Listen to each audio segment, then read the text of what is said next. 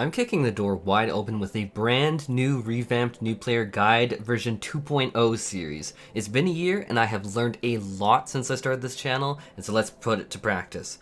So first things first is let me introduce you in this video to every single job in Final Fantasy XIV. This isn't going to be going into depth with each of them, but it's going to give you instead a taste of what you might like. Also today I'm going to be doing a legendary double upload and get to picking the right job for you video done hopefully today. So first things first is 14 is extremely well balanced. I pulled up the numbers of the jobs here on FFLogs, and really the message is play what you want to play without fear of being excluded from groups. This is 14.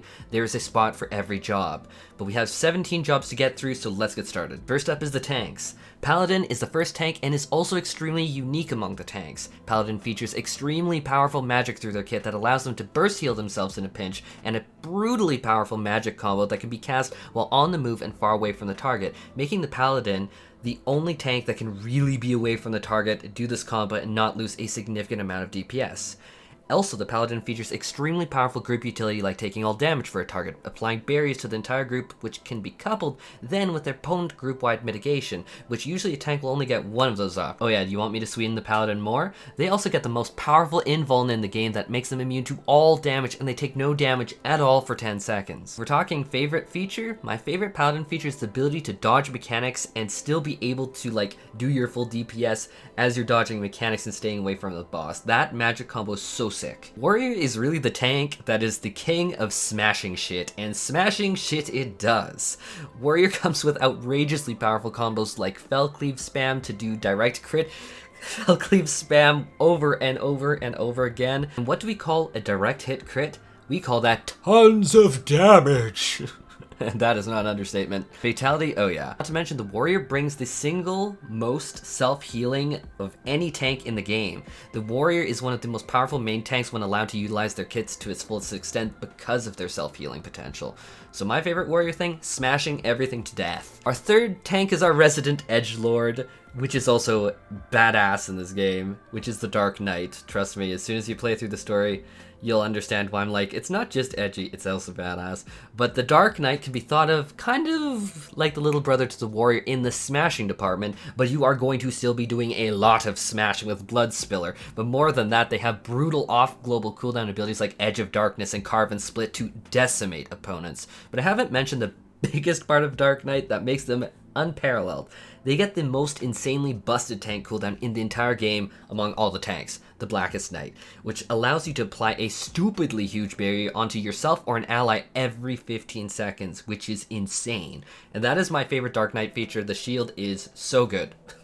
I don't care if anyone disagrees, it is stupidly good. I have healed Dark Knight tanks and they take like no damage. It's blessed. Last tank is the Lamborghini. I mean, the Gunbreaker. My favorite tank right now is definitely the Gunbreaker, and people are gonna ask why. And that's because it has an extremely involved rotation that involves 2 damage over time effects, a massive Gnashing Fang combo, and a 60-second, like, circle rotation, brutally powerful spikes of damage through Blasting Zone, Burst Strike, and Faded Circle. But let's not get it twisted here. The Gunbreaker is also a tank and brings forth bizarrely powerful selection of utility and defensive cooldowns. It's actually my favorite tank for utility because it's so easy to use things like Heart of Stone or Aurora. It's very point and click bam based. You don't need to manage resources like MP or shield gauge or rage to worry about, and this is why I've often called this tank the Lamborghini of Final Fantasy XIV. It plays so smoothly. It is so good to play it. And really, how to say it? It feels so rewarding to play and is so smooth like the Namazu bell ring-a-ding-ding. That makes it my favorite tank. White Mage brings an absolute boatload of healing. Their ability to turn around massive raid-wide damage into full HP bars is disgusting. Featuring a full burst heal for a single target to maximum through Benediction, which is a blessing. Especially when you have the tanks use their invulns that brings them to like 1 HP where they're gonna die. Hi Dark Knights. Benediction is so powerful. The White Mage also has the Lily system, which can be combined with Plenary Indulgence to make any incoming raid-wide damage go poof, and an arsenal of buttons backing up any situation that makes the White Mage stupidly strong as a healer. Oh, did I forget something? You bet I did. White Mage also features the highest personal DPS of any healer in this game. And yes, as a healer you should be DPSing in 14. 14 is a very different game. White Mage's ability to pump out DPS is absolutely insane. Not to mention they gain power through your suffering and then use Afflatus Misery. That is a literal orbital cannon nuke. It's stupid. And yeah, blood for the blood lily. Yeah, you bet that's my favorite thing on White Mage, as you probably guessed. Astrologian brings buffs, buffs, buffs. All I want is buffs. But really, the Ast is like you're managing your own DPS. You're also healing, but you're also playing a mini game with your card system. But when we pull up the buffs and talk Ast, the Astrologian played well, weaving in cards and heals through their own damage spam is an incredible amount of raid DPS. They might not bring the most personal DPS, but their raid DPS through the buffs and their own is huge. But don't think that Ast is something to be slept on in the healing department. Oh no. Their healing and barrier output makes them absolutely disgusting. Their ability to really flex into any role is super good. In fact, I'd argue that the most powerful long-term healer cooldown combo belongs to Ast. Lightspeed plus Neutral Sect is going to be a dump of so much barrier mitigation, plus direct healing, plus healing over time ticks, that if you're really talking about stacking cooldowns, this is the most insanely powerful combo in the entire game. You will heal off anything like this, although you'll really need to worry about cooldowns later down the road. You really combine all that with the card system, which is a minigame in of itself, and while you get to heal and DPS, this really makes the Astrologian one of the most engaging healers I've ever played in any game before. I will stand behind that in any game before. It's my fave feature. Scholar is our last healer and has been my main since Realm Reborn, and it brings Eos as a fairy servant to spam heals as you focus on DPSing. Oh god, I already hear the angry comments coming. But Scholar is an extremely powerful healer that, when played right with a ton of abilities to offset responsibility onto their fairy, really feels good to play. It's like, oh, AoE damage came out, weave in the fairy and have them cast Whispering Dawn or Fey Blessing to heal the party. Who has time to manually cast Medica these days? Pfft, peasants. But wait a second. AoE damage actually hit the party on the Scholar? Wait, I got it twisted. Bam! The turnaround. Scholar is the premier proactive healer, where if you know a fight, then you get to apply massive mitigation to the party with things like Sacred Soil, deployed Aldaquium. You also have Fey abilities that reduce incoming damage. It's insane, and the ability to apply massive shields to the party makes any incoming damage a giant Pepega. Also, not to mention, you can call Seraph, who is basically like an upgraded boss fairy that lets you apply even more barriers. It's so strong. And so the Scholar's entire kit of offloading responsibility onto your fairy and proactive healing are truly my favorite features, and I have something that I can always do as a healer, and Mastery of the Scholar is super rewarding. Now we're getting into the melee DPS with the Monk, which is the fastest paced melee DPS in the entire game. I will stand on that hill. Absolutely, and I'm not going to die on it because I don't think many people would disagree with that. You're constantly using a flexible combo system in a flexible rotation. You can change it up a little bit. It's not just a 1-2-3, it's like you can change that all up. And you're also weaving in off-global cooldowns while balancing positionals, and your global cooldown should be like 2 seconds when you're using best in slot. That's one of the best in slot options, at least right now, which when you're talking about weaving in openers and all the rest makes the Monk super fast. Not to mention the beloved utility like the heal boost mantra. That's a huge party buff that people love, and Brotherhood to buff allies damage makes Monk a fan favorite. My fave Monk feature, personally, this is going to be very much me. I like Brazilian Jiu-Jitsu and Muay Thai in real life, and so the fantasy for me is personally my favorite feature of Monk. Watch out, Dragoon's on the loose. Jumpy, jumpy floor Dragoon is on the loose. Extremely mobile, with leaps back and forth again. And on an intense global cooldown rotation in parallel with an off global cooldown rotation. Did you expect to hear off global cooldown rotations? Well, welcome to Final Fantasy XIV. These two rotations in tandem, in parallel with one another, makes Dragoon extremely good to play. It feels so rewarding when you get both those rotations off. Now you add in group buffs like Battle Litany and Eye of the Dragon, and the entire Dragoon fantasy actually and aesthetic is injected directly into your abilities. Yeah, Dragoon is badass. Fave part, when I get buffed by Battle Litany and Eye of the Dragon, that is so much buffs. Ninja brings forth the most powerful raid cooldown in the entire game with Trick Attack, increasing damage that the target takes from all sources by 5% with a roughly 25% uptime. It is fast paced with a ton of options. Do you want lightning from afar? You got it. You want to burst them down with fire? You got it. What about Naruto's Shadow Clone Jutsu? Yep, you got that too. Oh yeah, and they literally have stealth as an ability. Ninja's badass. Fave feature, stealth and ganking in PvP easily. Oh my gosh, Samurai. A lot of people say they want the big D DPS. You know what? If you're on Samurai, you are getting the big DPS. Samurai brings an absolutely disgusting amount of personal DPS. You want to bring that big DPS? Well, that's the Samurai alongside Black Mage. But if you want the melee side of that big DPS, with excruciatingly powerful hitting abilities and combos and a build-up system that just bursts a target down.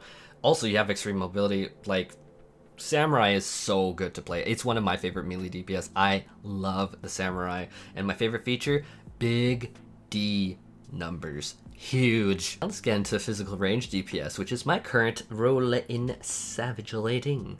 So Bard is the first physical range DPS that we're going to be talking about. And so if you want a super fast-paced range DPS, and I'm talking fast-paced, and you want something that will keep you engaged, that's Bard. There are so many different special procs through the entire kit that will go off at like the same time that you can genuinely overwhelm someone who's newer to playing Bard. The rotation is extremely sporadic, ever changing, which makes it a challenge, but I can say that's why I like the Bard. You're changing songs, you're buffing allies, healing received after a tank buster, you're managing Bloodletter procs, you're managing Refulgent Arrow procs, Pitch Perfect procs, and Soul Voice Gauge, which is all going on at the same time. And it's like, it is so badass to pull it off. Also, you bring forth a metric ton of group buffs that makes you a welcome addition to any group. The engaging rotation, personally for me, is my favorite feature. It is so distinct. Machinist is the next range DPS, and it is a favorite of mine for sure. I mean, look at my profile banner art. I literally have the Machinist weapon, the relic from Heavensward. Sacrificing no personal DPS to buff allies, the Machinist rains down hell on its targets and is the big DPS of the ranged physical category. Extremely powerful combos like Reassemble Drill into funneling damage into a wildfire heat blast burst phase that amplifies all your damage into summoning a giant badass robot. Yeah, Machinist, it's Bay. And it's ass. Fave feature the robot. Sorry, that's badass. Machinist, I love it. Talking about Dancer, it is the premier buffing job in 14. It focuses so much of its kit onto buffing allies that it is quote-unquote very selfless. Not that I have not beat many people in DPS on the Dancer. I have, and it's no slouch in the DPS department on its own. The Dancer's rotation is also all proc based, so I want to be careful though. It is on a much slower proc rate than Bard. It's not something that will overwhelm someone quite as much as Bard. It's like comparing a flight control panel of like the entire flight control panel versus like a few screens. But the Dancer is constantly being shaken up, ever-changing rotation that is extremely satisfying. Also, if you enjoy seeing like a big payoff, like a big single number, the Dancer gives you some global cooldowns that you give up, and you channel all those global cooldowns into a big single burst on a target with standard and technical step. It is huge. Fave feature, being able to simp for my boyfriend when he's grown out his beard like a lumberjack. Now our last category is magical range DPS. And we're starting with the Black Mage, which is a job that you play when you want to flex on people with your game knowledge of raid encounters.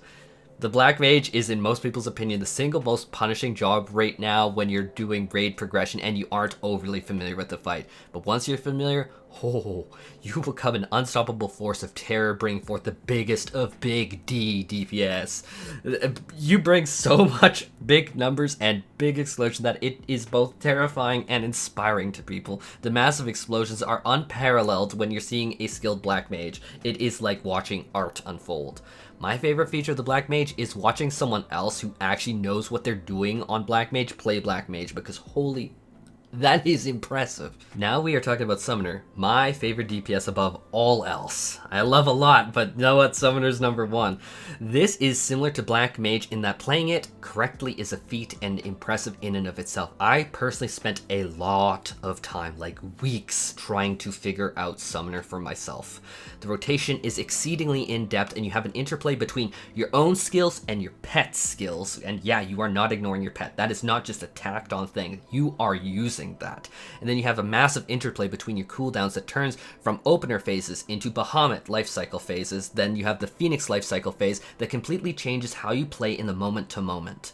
Summoner is exceedingly fun to play, and for this challenge, to get it down perfectly is so rewarding. It is insanely strong when you are a good summoner. You bring so much to the table. Like, let's get into the other features. The summoner is like having It has one of the only 2 revives in the game outside of healers that is stupidly strong. Revive is the strongest utility in this game for progression, bar none. I don't care if people disagree. It is so good.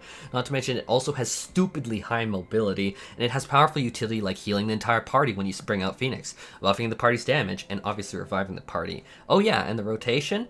Your pets are not just dummies that are just standing there. They play a key role in your rotation, have been integrated into the kit as a whole. You will feel that summoner fantasy playing the summoner in this expansion, period. Badass? My favorite part of the summoner is everything. It's badass. Our last job is probably my favorite one to recommend to newer players, which is the Red Mage. And, oh, no. Just because I'm recommending it does not mean it's a slouch. It brings the most single powerful utility in the game, Revive. But unlike the summoner, Red Mage can spam Revive with no cast time over and over again, making them insanely valuable in progression rating. Dying in Eureka or Boja or any other content. God bless the Res Mages. Oh yeah, and they also have a spammable heal that can save something like an expert roulette run that went wrong. But their rotation is also super rewarding in and of itself, with procs and devastating melee combo finisher that deals stupid amounts of damage, and their dual cast passive lets them cast one spell and then the next has no cast time, letting them be super mobile and plan their course of movements through a fight. Fave feature is being a res pest dispenser. Anyhow, that does it for this first video of the new player guide version 2.0. Dab. Next video coming up shortly.